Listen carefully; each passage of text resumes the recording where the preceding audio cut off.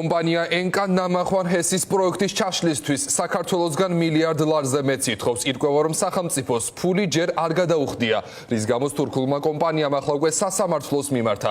ძირთა თანხასთან ერთად კომპანია გადაცილებულ დღეებზე საპროცენტო ჯარიმის დარიცხვასაც ითხოვს. თამარ დემეტრაშუმა უფრო მეტი იცის ამ თემის შესახებ, ის ახლა ფორმულას ეთერს უერთდება. საერთაშორისო არბიტრაჟში წაგებული თანხის მოცულობა გაიზრდება, თუ კი კოლუმბიის სასამართლო ENCA-ს მიერ აღსრულება შეტანილი სარჩელი დააკმაყოფილა.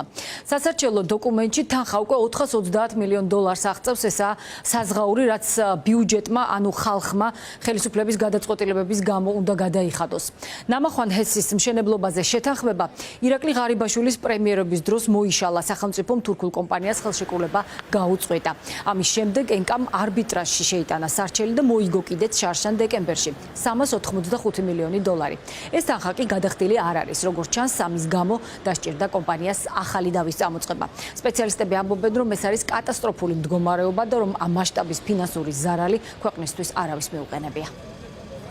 სამჯერ მიმართა თურქულმა კომპანიამ ENCA-მ ზარალის ასანაზღაურებლად ხელისუფლებამ ეს ფული არ გადაურიცხა და დღეს უკვე გაირკვა, რომ თურმე სარჩელი შეტანილია ვაშინგტონის საოლქო სასამართლოში ENCA-ს მიერ, რომელიც 100%-იანი ალბათობით იქნება დამთავრებული აი ამ თურქული კომპანიის სასარგებლოდ და უკვე მოთხოვნა არის $430 მილიონ აღსრულების, ასე ვთქვათ, კუთხით. არ გადახდის შემთხვევაში დაყადაღდება საქართველოს მთავრობის ყველა ქონება, რაც კი მას გააჩნია ამერიკის შეერთებულ შტატებში. დაწყებული საელჩოს შენობით, სამთავრობო ანგარიშები, არც ის არის გამორიცხული, რომელი ბანკის ანგარიშებსაც შეეხოს, უნდა იქნას გამოძიებული და დამნაშავეები ხილებული. მათ შორის ამ აქციების ორგანიზატორები, რომლის უკან მაშინდელი ხელისუფლება იდგა. ინვესტორთან არასწორი დამოკიდებულების და ხელშეკრულების დარღვევის გამო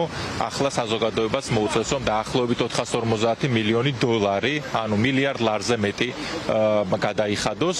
თუმცა ეს არ არის გამონაკლისი. ჩვენ მაგალითად ვიცით იგივე ინტერრაო, რომელმაც დაახლოებით $100 მილიონ მეტი მოუგო საქართველოს ხელისუფლებას, იმიტომ რომ ტარიფები არასწორად იქნა დაწესებული მათი გადასახედიდან.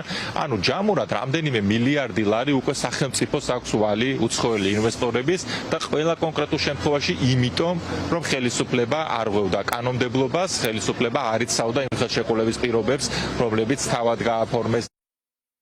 მაყურებელს ალბათ ახსოვს მოქალაქეთა გარკვეული ჯგუფების გამოსვლები.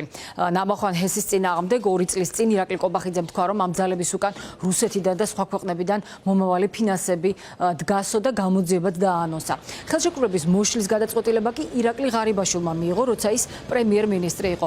ახლა საკითხავია, ვის მოეთხოვება და მოეკითხება ქვეყნისთვის მიყენებულ კოლოსალურ ფინანსურ ზარალზე პასუხი, ასევე აქვს თუ არა ბიუჯეტს იმის საშუალება, რომ მხოლოდ ერთი სარჩელის გამო $1 მილიარდ მეტი ფინანსური ვალდებულება დაფაროს. ჩვენ ფინანსთა სამინისტროს მივმართეთ, დაფარულია თუ არა ამ თანხის ნაწილი მაინც ამ ეტაპისთვის, ჯერჯერობით პასუხს ველოდებით.